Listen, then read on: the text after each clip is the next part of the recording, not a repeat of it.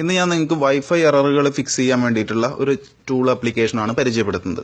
ഈ ആപ്ലിക്കേഷൻ ഉപയോഗിച്ച് നമ്മൾ വൈഫൈ ഓട്ടോമാറ്റിക്കലി ഡിസ്കണക്ട് ആയി പോകുന്ന പ്രശ്നം നമുക്ക് പരിഹരിക്കാൻ പറ്റും. അതുപോലെ കണക്ട് ആവാൻ ഒരുപാട് സമയമെടുക്കുന്ന ചില പ്രശ്നങ്ങൾ വരാറുണ്ട്. അത്തരം കാര്യങ്ങളെല്ലാം ഫിക്സ് ചെയ്ത് നമ്മളെ വൈഫൈയുടെ നോർമൽ പെർഫോമൻസ് നമുക്ക് തിരിച്ചു തരുന്ന ഒരു ആപ്ലിക്കേഷനാണ്.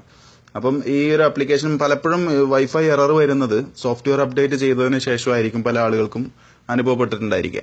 അപ്പൊ അങ്ങനെ ഏത് തരത്തിൽ ഇനിയിപ്പോ അപ്ഡേറ്റ് ചെയ്യാത്ത സുഹൃത്തുക്കൾക്ക് പോലും വൈഫൈ ഏതെങ്കിലും തരത്തിൽ പ്രശ്നമായിട്ട് തോന്നുകയാണെങ്കിൽ ഈ ഒരു ആപ്ലിക്കേഷൻ യൂസ് ചെയ്ത് നിങ്ങൾക്ക് ഈസി ആയിട്ട് അത് ഫിക്സ് ചെയ്യാൻ പറ്റുന്നതാണ്. അപ്പം അതിനായിട്ട് ഉള്ള ആപ്ലിക്കേഷൻ നോക്കുക, FXR wifi fix and rescue എന്ന് പറയുന്ന ഈ ഒരു ആപ്ലിക്കേഷൻ വളരെ ചെറിയ ആപ്ലിക്കേഷനാണ്. പ്ലേ സ്റ്റോറിൽ പോയി കഴിഞ്ഞാൽ നിങ്ങൾക്ക് ഫ്രീ ആയിട്ട് ഡൗൺലോഡ് ചെയ്തെടുക്കാം. ഈ ആപ്ലിക്കേഷൻ ഓപ്പൺ ചെയ്ത് കഴിഞ്ഞാൽ ഇങ്ങനെ ഒരു ഇന്റർഫേസ് ആണ് വരിക.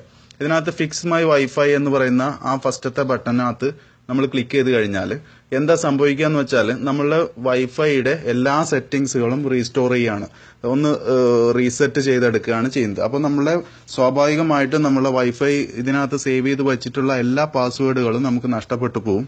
അപ്പോൾ അങ്ങനെ വൈഫൈ പാസ്വേഡ് നിങ്ങൾക്ക് അറിയാമെങ്കിൽ മാത്രം ഇത് വെച്ച് ഫിക്സ് ചെയ്താൽ മതി, അല്ലാത്ത കേസ് നിങ്ങളുടെ എല്ലാ പാസ്വേഡുകളും പോകും. ഓക്കെ, അപ്പം ഞാനിവിടെ അതെങ്ങനെയാണ് യൂസ് ചെയ്യേണ്ടതെന്ന് കാണിക്കാം. ഫിക്സ് മൈ വൈഫൈ എന്നുള്ള ബട്ടണിൽ ഒന്ന് പ്രസ് ചെയ്ത് കൊടുത്തു. അപ്പം ഇങ്ങനെ എറൈസ് ഓൾ പ്രൊഫൈൽ എന്നുള്ള ഒരു വാർണിംഗ് കാണിക്കുന്നുണ്ട്. അതിൽ യെസ് കൊടുക്കാം. എന്നിട്ട് അത് കഴിയുന്നവരെ നമ്മൾ വെയിറ്റ് ചെയ്ത് കൊടുക്കാം. ഇപ്പം വൈഫൈയുടെ എല്ലാ സെറ്റിംഗ്സുകളും നമ്മൾ സേവ് ചെയ്ത ഡാറ്റാസും എല്ലാം ഒന്ന് റീസ്റ്റോർ, നമ്മൾ ഫോൺ റീസെറ്റ് ചെയ്ത പോലെ വൈഫൈയുടെ എല്ലാ സെറ്റിംഗ്സുകളും റീസെറ്റ് ചെയ്യണം.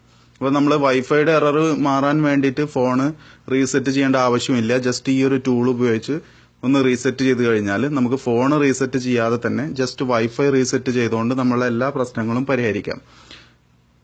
ഓക്കെ, അപ്പോൾ അത് ഈ ഒരു പ്രോസസ്സിങ് കഴിയുന്നവരെ വെയിറ്റ് ചെയ്യണം. അത് കഴിഞ്ഞാൽ നമ്മൾ വീണ്ടും വൈഫൈ കണക്ട് ചെയ്യുന്ന സമയത്ത് നമ്മളുടെ പാസ്വേഡ് ചോദിക്കും. കാരണം പാസ്വേഡ് പോകുമെന്ന് ഞാൻ ആദ്യമേ പറഞ്ഞു.